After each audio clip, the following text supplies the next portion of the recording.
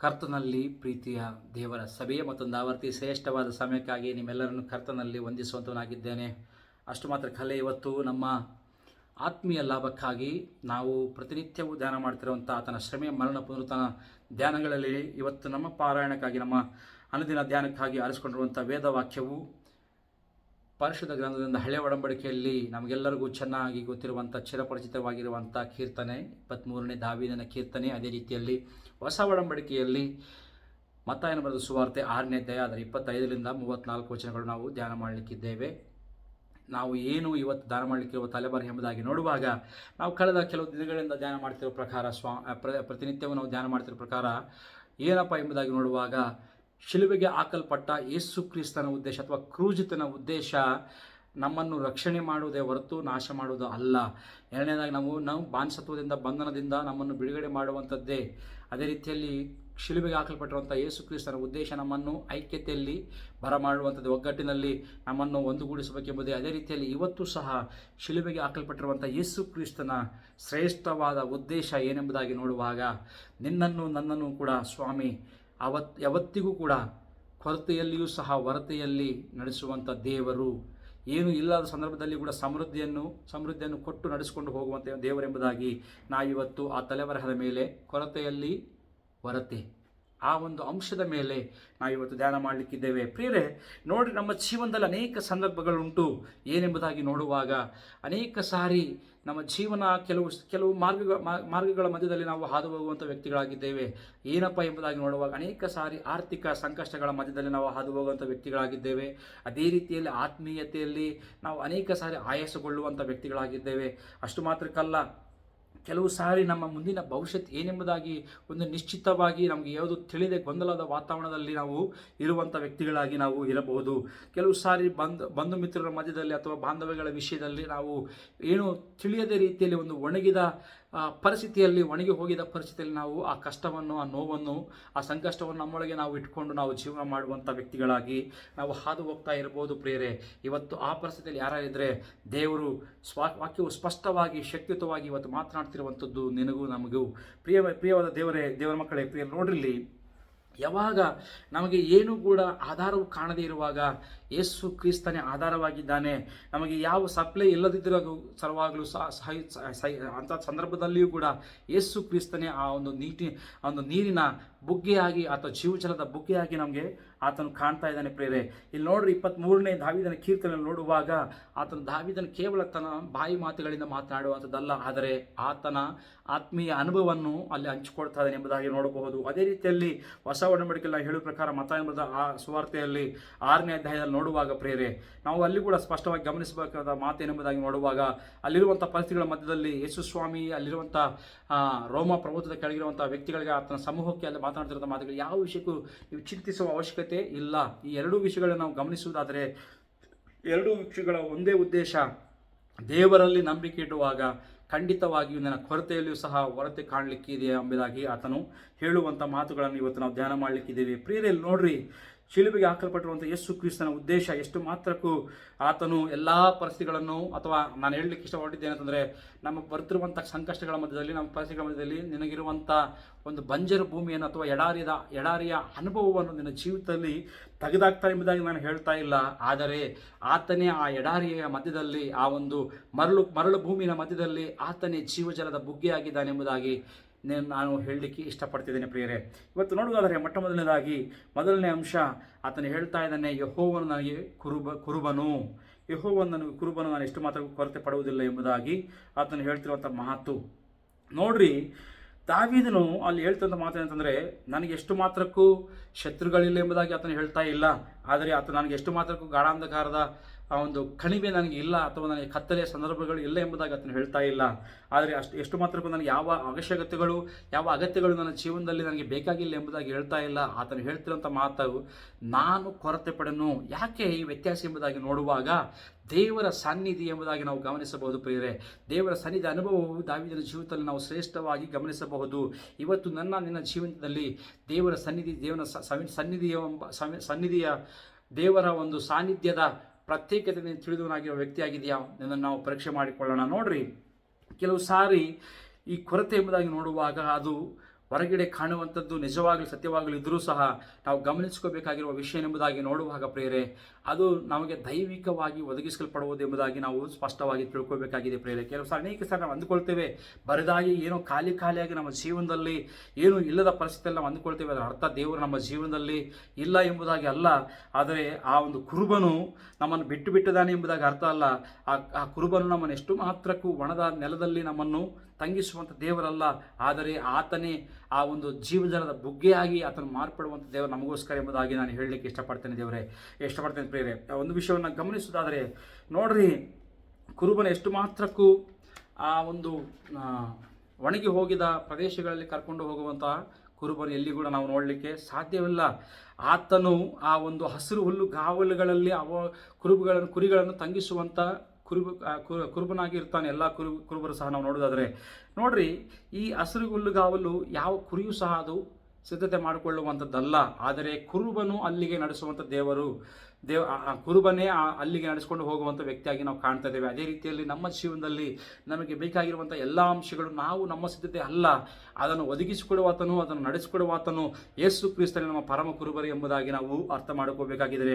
ನಮ್ಮ ಜೀವನದಲ್ಲಿ ಕೆಲವು ಸಾರಿ ನಾವು ಬಹಳ ಕಮ್ಮಿಯಾಗಿ ಅಥವಾ ಒಂದು ಬಲಹೀನತೆ ವಿಷಯದಲ್ಲಿ ಎಲ್ಲ ದ್ವಾರಗಳು ಎಲ್ಲ ಬಾಗಿಲುಗಳು ಮುಚ್ಚಲ್ಪಡುವಂಥ ಸಂದರ್ಭದಲ್ಲಿ ನಾವು ಹಾದು ಹೋಗ್ತಿರ್ಬೋದು. ಆದರೆ ಕುರುಬನು ಹೇಳ್ತಿರುವಂಥ ಮಾತೇನೆಂಬುದಾಗಿ ನೋಡುವಾಗ ಎಲ್ಲ ಏನು ಕಾಣದಿರುವಂಥ ಸಂದರ್ಭದಲ್ಲಿಯೂ ಸಹ ನಾನೇ ನಿನ್ನ ಜೀವನದಲ್ಲಿ ಮೂಲಾಧಾರವಾಗಿರ್ತೇನೆ ಎಂಬುದಾಗಿ ಆತನು ನಮಗೆ ಭರವಸೆ ಕೊಡ್ತಾ ಇದ್ದಾನೆ ಪ್ರಿಯರೇ. ಅಷ್ಟು ಮಾತ್ರಕ್ಕಲ್ಲ, ಇನ್ನೊಂದು ವಿಷಯವನ್ನು ನಾವು ಗಮನಿಸೋದಾದರೆ ಕುರಿಗಳು ಎಷ್ಟು ಮಾತ್ರಕ್ಕೂ ಗಲಿಬಿಲಿಯ ಒಂದು ವಾತಾವರಣದಲ್ಲಿ ಗಲಿಬಿಲಿ ಇರುವಂಥ ನೀರನ್ನು ಅಥವಾ ವೇಗವಾಗಿ ಚಲಿಸುವಂಥ ನೀರಲ್ಲಿ ಅವು ಕುಡಿಯುವಂಥದ್ದಲ್ಲ. ಅಲ್ಲಿ ದೇವರ ವಾಕ್ಯ ಹೇಳ್ತದೆ ಪ್ರಿಯರೇ, ಮಾತನಾಡುವಂಥ ಮಾತಂತಂದರೆ ನೋಡ್ರಿ,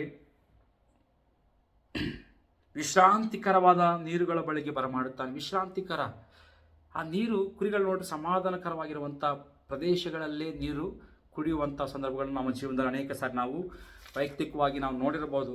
ಕಾರಣ ಇಲ್ಲಿಗೆ ನಾವು ಆತ್ಮೀಯ ಸತ್ಯವನ್ನು ನಾವು ಗ್ರಹಿಸಿಕೊಳ್ಳಬೇಕಾದರೆ ಪ್ರಿಯರೇ, ಆ ವಿಶ್ರಾಂತಿಯನ್ನು ದಯಪಾಲಿಸುವ ನಮ್ಮ ಜೀವನದಲ್ಲಿ ಅನೇಕ ಕಷ್ಟ ನಷ್ಟಗಳ ಮಧ್ಯದಲ್ಲಿ ನಾವು ಕಾಣಿಸ್ತಾ ಇರ್ಬೋದು, ಗಲಿಬಿಲಿಯ ವಾತಾವರಣ ನಮ್ಮ ಜೀವನದಲ್ಲಿ ಇರಬಹುದು.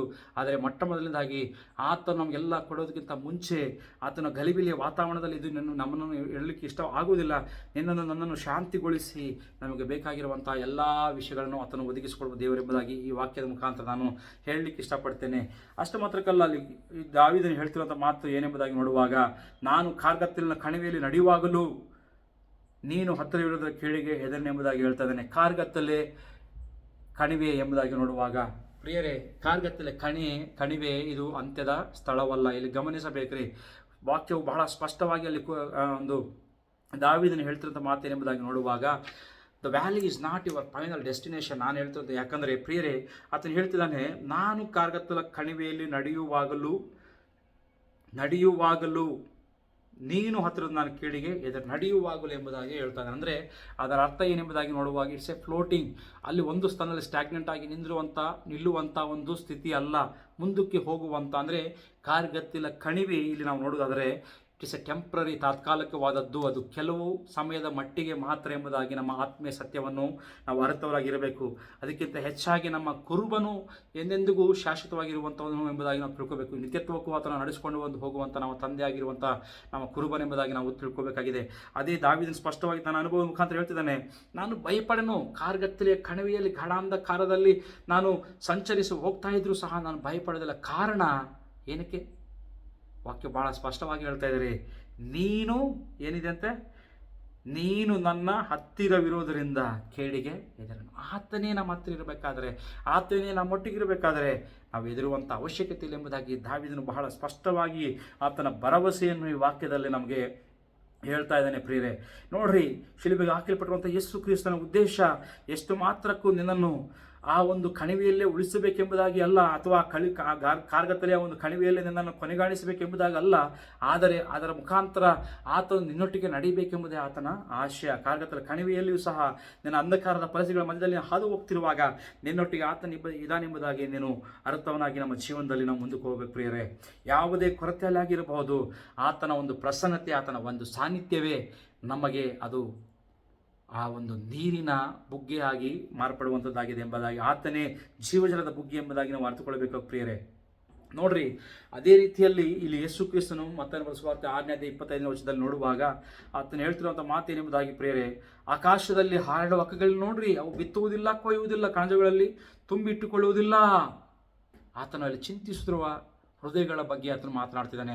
ಚಿಂತೆಯಲ್ಲಿರುವಂಥ ಹೃದಯಗಳ ಬಗ್ಗೆ ಮಾತನಾಡ್ತಿದ್ದಾನೆ. ಇವತ್ತು ನೀನು ಸಹ ಯಾವ ಚಿಂತೆಯಲ್ಲಿ ಇದನ್ನು ನನಗೆ ಗೊತ್ತಿಲ್ಲ ಪ್ರಿಯರೇ. ಯಾವಾಗಲೂ ನಾನು ಹೇಳೋ ಪ್ರಕಾರ ಯಾವ ಆರ್ಥಿಕ ಚಿಂತೆಯಲ್ಲಿ ನೀನು ಇದೆಯೋ, ಅಥವಾ ಸಂಬಂಧಗಳ ವಿಷಯದಲ್ಲಿ ಚಿಂತೆಯಲ್ಲಿ ನೀನು ಇದೆಯೋ, ಅಥವಾ ಯಾವ ಆತ್ಮೀಯ ಜೀವನದಲ್ಲಿ ಏರುಪೇರುಗಳನ್ನು ಕಂಡು ಅಯ್ಯೋ ಇದು ಇಷ್ಟೇನಾ ಎಂಬುದಾಗಿ ಬದಲಾಯಿಸಲಾರದಂಥ ಪರಿಸ್ಥಿತಿ ನಿನ್ನ ಜೀವನದಲ್ಲಿ ಎಂಬುದಾಗಿ ನೀನು ಆಯಾಸಗೊಂಡಿರುವ ಸ್ಥಿತಿಯಲ್ಲಿ ನೀನು ಇದೆಯೋ, ಯಾವ ಚಿಂತೆ ನೀನು ಮಾಡ್ತಾ ಇದೆಯೋ, ಭವಿಷ್ಯದ ಅನಿಶ್ಚಿತೆಯಲ್ಲಿ ಇದ್ದುಕೊಂಡು ನನಗೆ ಗೊತ್ತಿಲ್ಲ ಮುಂದೆ ನನ್ನ ಭವಿಷ್ಯತ್ ಏನೆಂಬುದಾಗಿ ಆ ಒಂದು ಚಿಂತೆಯಲ್ಲಿ ಇದೆಯೋ, ದೇವರು ಸ್ಪಷ್ಟವಾಗಿ ಸ್ವಾಮಿ ಹೇಳ್ತಿದ್ದಾನೆ, ಯಾಕೆ ನೀವು ಚಿಂತೆ ಮಾಡ್ತಿದ್ದೀರಾ? ನೀವು ಚಿಂತೆ ಮಾಡಿ ಒಂದು ಮೊಣವನ್ನು ಒಂದು ಸ್ವಲ್ಪ ಕೂಡ ಅದನ್ನು ಉದ್ದಕ್ಕೆ ಮಾಡಲಿಕ್ಕೆ ಆಗುವುದಿಲ್ಲ ಎಂಬುದಾಗಿ ಹೇಳ್ತಿದ್ದಾನೆ. ಆಕಾಶದಲ್ಲಿ ಹಾರಾಡುವ ಪಕ್ಷಿಗಳು ನೋಡ್ರಿ ಎಂಬುದಾಗಿ ಆಕಾಶದಲ್ಲಿ ಹಾರಾಡುವಂಥ ಪಕ್ಷಿಗಳನ್ನು ನಮಗೆ ಉದಾಹರಣೆ ಕೊಡ್ತಿದ್ದಾನೆ.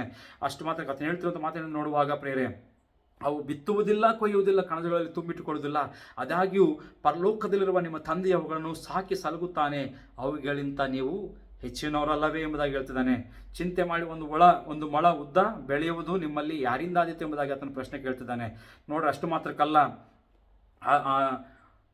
ಅಡವಿಯ ಹೂಗಳು ಬೆಳೆಯುವ ರೀತಿಯನ್ನು ಯೋಚಿಸಿ ತಿಳಿಯಿರಿ, ಅವು ದುಡಿಯುವುದಿಲ್ಲ, ನೂಲುವುದಿಲ್ಲ, ಆದಾಗ್ಯೂ ಈ ಹೂವುಗಳಲ್ಲಿ ಒಂದಕ್ಕಿರುವಷ್ಟು ಅಲಂಕಾರವು ಅರಸನಾದ ಸೊಲೊಮೋನನಿಗೂ ಸಹ ಅವನು ತನ್ನ ಸಕಲ ವೈಭವದಿಂದಿರುವಾಗಲೂ ಇಲ್ಲವೆಂದು ನಿಮಗೆ ಹೇಳುತ್ತೇನೆ ಎಂಬುದಾಗಿ ಹೇಳ್ತಾ ಇದ್ದಾನೆ. ಪ್ರಿಯರೇ, ಸೊಲೊಮೋನ್ ಎಷ್ಟು ಶ್ರೇಷ್ಠ ವೈಭವದಿಂದ ಜೀವನ ಮಾಡಿದ್ದಾನೆ, ಅದಕ್ಕಿಂತ ಶ್ರೇಷ್ಠ ವೈಭವ ಎಲ್ಲಿದೆ ಎಂಬುದಾಗಿ ನೋಡುವಾಗ ಹುಲ್ಲಿನನ್ನು ಅಷ್ಟು ಶ್ರೇಷ್ಠವಾಗಿ ದೇವರು ಅಲಂಕರಿಸಿದ್ದಾನೆ ಎಂಬುದಾಗಿ ಆತನು ಹೇಳ್ತಾ ಇದ್ದಾನೆ. ಇದರ ಅರ್ಥ ಏನೆಂಬುದಾಗಿ ನೋಡುವಾಗ ಪ್ರಿಯರೇ, ದೇವರ ಸೃಷ್ಟಿಯನ್ನೇ, ಆಕಾಶ ಪಕ್ಷಿಗಳನ್ನು, ಲೋಕದಲ್ಲಿರುವಂಥ ಸೃಷ್ಟಿಯನ್ನು ಒಂದು ದಿನದಲ್ಲಿ ಬಾಡಿ ಹೋಗುವಂಥ ಹೂವನ್ನೇ ಅಷ್ಟು ಶ್ರೇಷ್ಠವಾದ ಅಲಂಕಾರ ರೀತಿಯಲ್ಲಿ ಆತನು ನಡೆಸ್ಕೊಂಡು ಹೋಗಬೇಕಾದರೆ ಎಲ್ಲ ಅದಕ್ಕಿಂತ ಹೆಚ್ಚಾಗಿ ನೀನು ಆತನ ಒಡಂಬಡಿಕೆಯಲ್ಲಿ ಬಂದಿರುವಂಥ ಆತನ ದತ್ತಪುತ್ರರು, ಆತನ ನನಗೋಸ್ಕರ ರಕ್ತವನ್ನೇ ಸುರಿಸಿ ಪ್ರಿಯರೇ ನಮ್ಮನ್ನು ರಕ್ಷಿಸಿಕೊಂಡಿರುವಂಥ ಕರ್ತನ ಮಕ್ಕಳಾಗಿರುವಂಥ ನಮ್ಮಕ್ಕೋಸ್ಕರ ಇನ್ನೆಷ್ಟುವರೆಗೂ ಆತನು ನಮಗೆಲ್ಲವನ್ನು ಮಾಡಿಕೊಡುವಂಥ ದೇವರಾಗಿದ್ದಾನೆ. ಯಾಕಂದರೆ ಸೃಷ್ಟಿಯಲ್ಲಿ ಆತನ ನಿನ್ನನ್ನು ನನ್ನನ್ನು ಆತನ ಸ್ವಾರೂಪ್ಯದಲ್ಲಿ ನಮ್ಮನ್ನು ಸೃಷ್ಟಿ ಮಾಡಿದ್ದಾನೆ. ಪ್ರಿಯರೇ, ಸೃಷ್ಟಿಗಿಂತ ಅದಕ್ಕಿಂತ ಎಲ್ಲದಕ್ಕಿಂತ ನೀವು ಶ್ರೇಷ್ಠರಲ್ಲವೋ ಎಂಬುದಾಗಿ ಸ್ವತಃ ಯೇಸು ಕ್ರಿಸ್ತನೇ ಪ್ರಶ್ನೆ ಮಾಡ್ತಾ ಇದ್ದಾನೆ. ನಾವು ನಿಜವಾಗಲೂ ನಮ್ಮ ಶ್ರೇಷ್ಠತೆಯನ್ನು ನಾವು ಅರಿತುಕೊಳ್ಳಬೇಕು ಪ್ರಿಯರೇ. ಯಾವ ರೀತಿಯಲ್ಲಿ ನಾವು ದೇವರಿಗೆ ನಮ್ಮ ಶ್ರೇಷ್ಠತೆ ಏನೆಂಬುದಾಗಿ ನಾವು ಅರಿತುಕೊಂಡು ಜೀವನ ಮಾಡೋದಾದರೆ ಖಂಡಿತವಾಗಿಯೂ ಆತನ ಪ್ರೀತಿ ನಾವು ಅರ್ಥ ಮಾಡಿಕೊಳ್ಳಲಿಕ್ಕೆ ಸಾಧ್ಯವಾಗುತ್ತೆ ಪ್ರಿಯರೇ. ನೋಡುವಾಗ ಎಲ್ಲ ವಿಷಯಗಳಲ್ಲಿಯೂ ಸಹ ನಾವು ಗ್ರಹಿಸಿಕೊಂಡು ಬಂದಿದ್ದೇವೆ. ಮೊದಲನೇದಾಗಿ ದಾವೀದನ ಅನುಭವವನ್ನು ನೋಡ್ತಾ ಇದ್ದೇವೆ. ಎರಡನೇದಾಗಿ ಯೇಸು ಕ್ರಿಸ್ತನ ಸ್ವತಃ ವಿಶ್ವಾಸ ಭರವಸೆ ವಿಷಯದಲ್ಲಿ ಆತನು ಅಲ್ಲಿರುವಂಥ ಜನಸಮೂಹ ಕುರಿತಲ್ಲಿ ಮಾತನಾಡ್ತಿದ್ದಾನೆ ಪ್ರಿಯರೇ. ಚಿಂತೆಯ ವಿಷಯದಲ್ಲಿ, ಚಿಂತೆಯಲ್ಲಿರುವಂಥ ಹೃದಯಗಳ ಕುರಿತು ಸ್ವತಃ ಯೇಸು ಕ್ರಿಸ್ತನೇ ಮಾತನಾಡ್ತಿದ್ದಾನೆ. ಮೂರನೇದಾಗಿ ನೋಡುವಾಗ ಪ್ರಾಮುಖ್ಯದ ಅಂಶ ಪ್ರಿಯರೇ, ಇವತ್ತು ನಾವು ಶಿಲುಬೆಯ ಮರಣ ಪುನರುತ್ಥಾನ ದಿನಗಳ ಧ್ಯಾನಾಂಶದಲ್ಲಿರುವಾಗ ನಮ್ಮ ಪ್ರಾಮುಖ್ಯ ಉದ್ದೇಶವು ಶಿಲುಬೆಯನ್ನು ಇವತ್ತು ನಾವು ಧ್ಯಾನ ಮಾಡ್ತಾ ಇದ್ದೇವೆ. ಇಲ್ಲಿ ನೋಡ್ರಿ, ಕೊರತೆ ಕುರಿತು ನಾವು ಮಾತನಾಡ್ಕೊಂಡು ಬಂದಿದ್ದೇವೆ.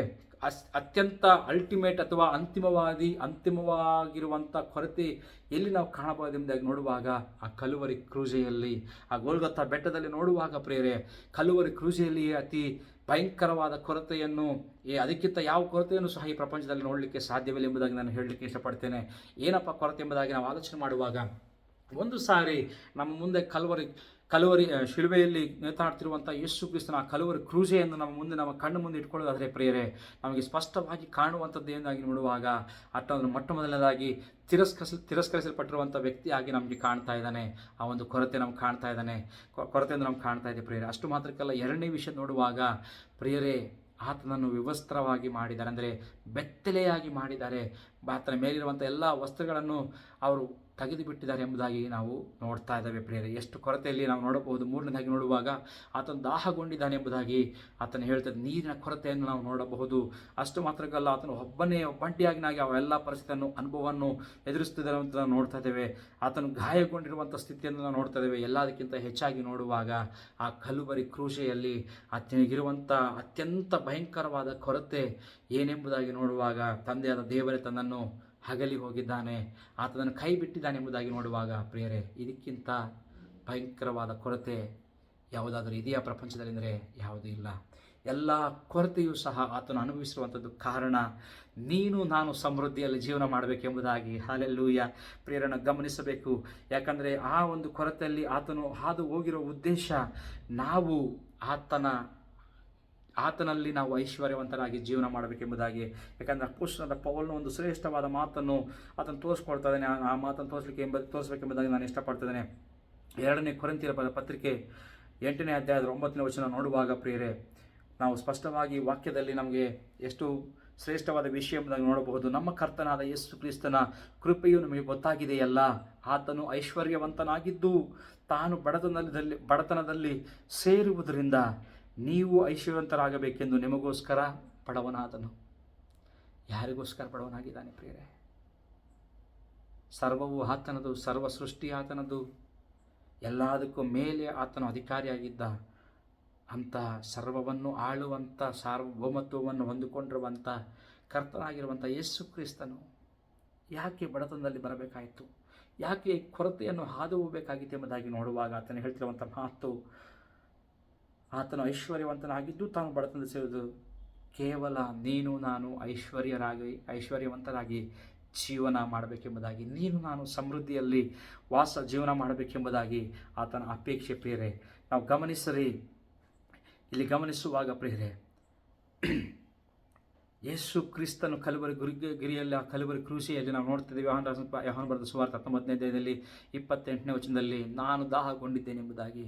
ಆತನು ದಾಹಗೊಂಡಿರುವಂಥದ್ದು ಜೀವಜಲದ ಬುಗ್ಗೆಯನ್ನು ನನಗೋಸ್ಕರ ಆ ಕಲವರಿ ಕ್ರೂಸೆಯಲ್ಲಿ ತೆರಲಿಕ್ಕೋಸ್ಕರ ಸಮೃದ್ಧಿಯಾದ ಜೀವನವನ್ನು ನನಗೋಸ್ಕರ ಒದಗಿಸಿಕೊಳ್ಳಿ. ಆ ಜೀವಜಲದ ಬುಗ್ಗೆಯನ್ನು ನಾನು ಹೊಂದಿಕೊಳ್ಳಬೇಕೆಂಬುದಾಗಿ, ಆ ಜೀವಜಲದ ನೀರು ನಾನು ಕುಡಿಬೇಕೆಂಬುದಾಗಿ ನೋಡ್ತಾ ಇದ್ದೇವೆ. ಅದಕ್ಕೋಸ್ಕರ ಯೋಹಾನ ಬರೆದ ಸುವಾರ್ತೆ 7ನೇ ಅಧ್ಯಾಯ 38ನೇ ವಚನದಲ್ಲಿ ಆತನು ಹೇಳ್ತಿದ್ದಾನೆ, ಜೀವಜಲದ ಬುಗ್ಗೆ ನಾನೇ, ನನ್ನಲ್ಲಿ ನೀನು ಕೊಡುವಂಥ ನೀರು ಕುಡಿಯುವಾಗ ಎಂದೆಂದಿಗೂ ಅದನ್ನು ದಾಹಗೊಳ್ಳುವುದಿಲ್ಲ ಎಂಬುದಾಗಿ ಈ ಲೋಕದಲ್ಲಿರುವ ಆ ಸಂದರ್ಭದಲ್ಲಿ ಯೇಸು ಕ್ರಿಸ್ತನು ಸ್ವತಃ ತಾನೇ ಹೇಳಿರುವಂಥದ್ದನ್ನು ನಾವು ಕಾಣ್ತಾ ಇದ್ದೇವೆ ಪ್ರಿಯರೇ.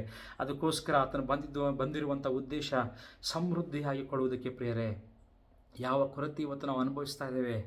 ಆತನ ಒಂದು ಕಡೆ ಹೇಳ್ತಾನೆ, ಯೋಹಾನ ಬರೆದ ಸುವಾರ್ತೆ 10ನೇ ಅಧ್ಯಾಯದಲ್ಲಿ 10ನೇ ವಚನದಲ್ಲಿ ನೋಡುವಾಗ ಪ್ರಿಯರೇ, ನಮಗೆಲ್ಲರಿಗೂ ಚೆನ್ನಾಗಿ ಗೊತ್ತಿರುವಂಥ ಮಾತು, ಆತನು ಹೇಳ್ತಿರುವಂಥ ಮಾತ್ರ ನೋಡುವಾಗ, ಕಳ್ಳನ್ನು ಕದ್ದುಕೊಳ್ಳೋದಕ್ಕೂ ಕೊಯ್ಯೋದಕ್ಕೂ ಹಾಳು ಮಾಡೋದಕ್ಕೂ ಬರ್ತಾನೆ ಹೊರತು ಮತ್ತು ಯಾವುದಕ್ಕೂ ಬರೋದಿಲ್ಲ.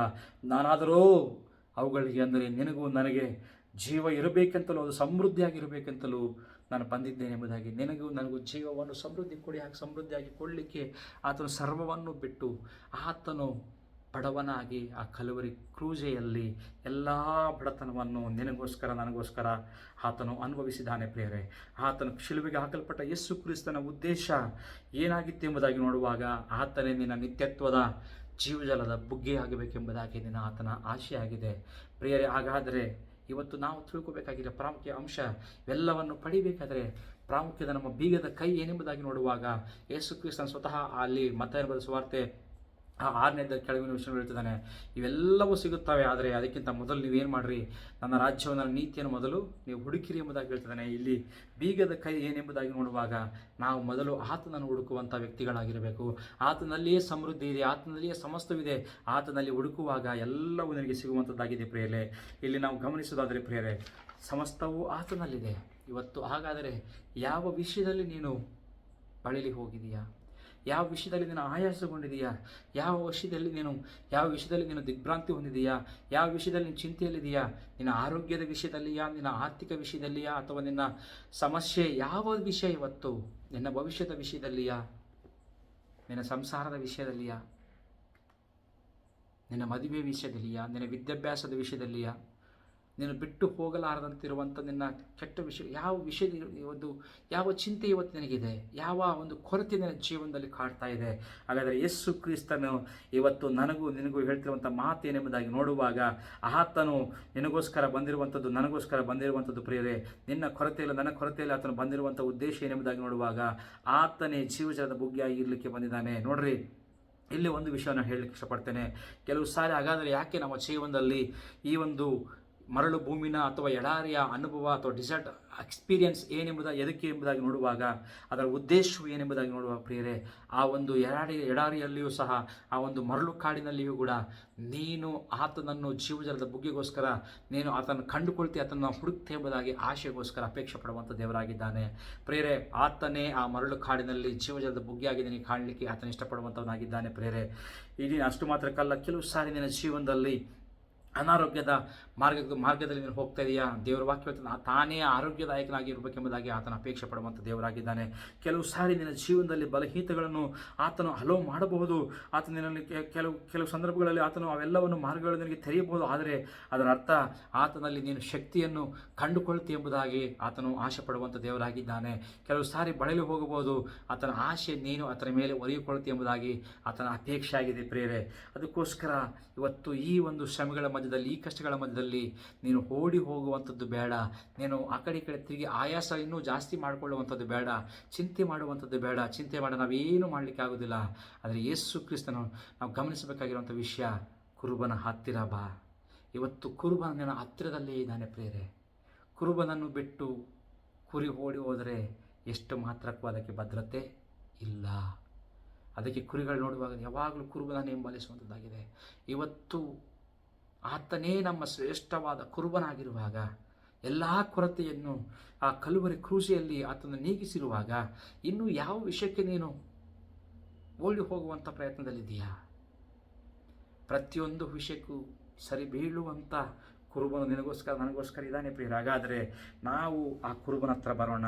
ನೋಡ್ರಿ, ನಾವು ಇಷ್ಟು ತಿಳ್ಕೊಳ್ರಿ, ಯಾವಾಗ ನಾವು ಕುರುಬನ ಹತ್ರ ಬರ್ತೀವೋ ಪ್ರಿಯರೇ, ಆ ವಿಶ್ವಾಸ ನಮಗೆ ಎಲ್ಲವನ್ನು ಒದಗಿಸಿಕೊಳ್ಳುವಂಥದ್ದಾಗಿದೆ. ಆದರೆ ಆದಷ್ಟು ಮಾತ್ರ ಕೆಲವು ವಿಷಯಗಳನ್ನು ತಿಳಿಸುವಂಥದ್ದು ಏನೆಂಬುದಾಗಿ ನೋಡುವಾಗ, ಪ್ರತಿಯೊಂದು ಕೊರತೆಯಲ್ಲಿಯೂ ಸಹ ಆತನೇ ಜೀವಜಲದ ಬುಗ್ಗೆಯಾಗಿ ಬರಲಿಕ್ಕಿದ್ದಾನೆ. ಪ್ರತಿಯೊಂದು ಕಾರ್ಗತ್ತಲೆಯ ಕಣಿವೆಯಲ್ಲೂ ಸಹ ಆತನೇ ನಿನಗೆ ಬೆಳಕಾಗಿ, ಅಷ್ಟು ಮಾತ್ರಕ್ಕಲ್ಲ ನಿನಗೆ ಒಂದು ಔತಣವನ್ನು ಸಿದ್ಧ ಮಾಡುವಂಥ ದೇವರಾಗಿ ನಾವು ನೋಡಬಹುದು ಪ್ರಿಯರೇ. ಅಷ್ಟು ಮಾತ್ರಕ್ಕಲ್ಲ, ಎಲ್ಲ ನಿನ್ನ ಚಿಂತೆಗಳ ಮಧ್ಯದಲ್ಲಿ ನಿನಗೆ ಸಮಾಧಾನಕರ್ತನಾಗಿ ಶಾಂತಿಯು ನಿನಗೆ ಆತನಲ್ಲಿರುವ ಶಾಂತಿ ಕೊಡುವಂಥ ದೇವರಾಗಿದ್ದಾನೆ. ಈ ಪ್ರಪಂಚ ಕೊಡುವ ಶಾಂತಿ ಅಲ್ಲ, ನಾನು ನನ್ನ ಶಾಂತಿಯನ್ನು ನಿಮಗೆ ಕೊಡ್ತೇನೆ ಎಂಬುದಾಗಿ ಆತನು ಹೇಳ್ತಾ ಇದ್ದಾನೆ ಪ್ರಿಯರೇ. ಆ ಶಾಂತಿಯ ಮಧ್ಯದಲ್ಲಿ ನೀನು ಬರಲಿಕ್ಕೆ ಇಷ್ಟಪಡ್ತಿದೆಯಾ? ನೋಡ್ರಿ, ದಾವೀದನು ಮುಗಿಸ್ತಾ ಇದ್ದಾನೆ ಆ ಒಂದು ಕೀರ್ತನೆಯನ್ನು. ನನ್ನ ಪಾತ್ರೆಯು ಅದು ಉಕ್ಕಿ ಸೋರುತ್ತಾ ಏನೆಂಬುದಾಗಿ ನೋಡುವಾಗ, ನಿಶ್ಚಯವಾಗಿಯೂ ಜೀವಮಾನವೆಲ್ಲ ಶುಭವು ಕೃಪೆಯು ನನ್ನ ಸದಾಕಾಲ ವಿವರಣೆ ನನ್ನ ಪಾತ್ರೆಯು ತುಂಬಿ ಹೊರಸೂಸುತ್ತದೆ ಎಂಬುದಾಗಿ ಹೇಳ್ತಿದ್ದಾನೆ. ಆ ಪಾತ್ರೆ ತುಂಬಿ ಆತನ ಶಕ್ತಿಯಿಂದಲ್ಲ, ಅಥವಾ ಇವತ್ತು ನನ್ನ ಪಾತ್ರೆ ತುಂಬಿ ಹೊರಸೂಸಬೇಕಾದರೆ ನಮ್ಮ ಶಕ್ತಿ ಅಲ್ಲ. ನಾವು ಗಮನಿಸಲಿಕ್ಕೆ ಹೋಗಬೇಕಾಗಿರುವಂಥ ವಿಷಯ ಎಂಬುದಾಗಿ ನೋಡುವಾಗ, ಶಿಲುಬೆಗೆ ಹಾಕಲ್ಪಟ್ಟ ಯೇಸು ಕ್ರಿಸ್ತನೇ ನಿನಗೋಸ್ಕರ ನನಗೋಸ್ಕರ ನಿತ್ಯತ್ವದ ಜೀವ ಜಲದ ಬುಗ್ಗೆಯಾಗಿ ಆತನು ಮಾರ್ಪಟ್ಟಿದ್ದಾನೆ. ಸೊ ಆ ಜೀವ ಜಲದ ಬುಗ್ಗೆಗೆ ಹತ್ರ ಆ ಬಂದುಬಿಟ್ಟು ಆ ವಿಶ್ರಾಂತಿಕರವಾದ ಜಲಗಳ ಪಕ್ಕದಲ್ಲಿ ನಾವು ಬರುವುದಾದರೆ ನೆಮ್ಮದಿಯನ್ನು ಕೊಡುವಂಥ ದೇವರಾಗಿದ್ದಾನೆ. ಆತನ ರೆಕ್ಕೆಯ ಅಡಿಯಲ್ಲಿ, ಆತನ ಹಿಂದೆ, ಆತನ ಹತ್ತಿರದಲ್ಲಿರುವಾಗ ಎಲ್ಲವೂ ಒದಗಿಸಿಕೊಡುವಂಥ ದೇವರು. ಶ್ರೇಷ್ಠವಾದ ಕುರುಬನ ಇವತ್ತು ನಾವು ಅಂದುಕೊಂಡಿದ್ದೇವೆ. ಆ ಕುರುಬನ ಎಲ್ಲವನ್ನು ಮಾಡಿ ಮುಗಿಸಿದ್ದಾನೆ ಕಲಬುರಗಿ ಕೃಪೆಯಲ್ಲಿ. ಹಾಗಾದರೆ ಆಯ್ಕೆ ನಿನ್ನದು. ಇವತ್ತು ಯಾವ ವಿಷಯವನ್ನು ಕಾಡ್ತಾ ಇದೆ, ದಯಮಾಡಿ ಕುರುಬನ ಹತ್ರ ಬಾ, ಹತ್ತಿರಕ್ಕೆ ಬಾ. ಆ ಕುರುಬನ ಎಲ್ಲವನ್ನೇ ಒದಗಿಸಿಕೊಡುವನು. ನಿನ್ನ ಜೀವನವನ್ನು ಶ್ರೇಷ್ಠವಾದ ರೀತಿಯಲ್ಲಿ ಆತನೇ ಜೀವಜಲದ ಬುಗ್ಗೆಯಾಗಿದ್ದುಕೊಂಡು ನಡೆಸಿಕೊಂಡು ಹೋಗುವ ದೇವರು. ಕೊರತೆಯಲ್ಲಿಯೂ ಸಹ ಸಮೃದ್ಧಿಯನ್ನು ಕಾಣುವಂಥ ಅವಕಾಶವನ್ನು ದೇವರಿಗೆ ಕೊಡಲಿಕ್ಕಿದ್ದಾನೆ. ದೇವರು ನಿಮ್ಮನ್ನು ಆಶೀರ್ವಾದ ಮಾಡಲಿ. ಆಮೇನ್.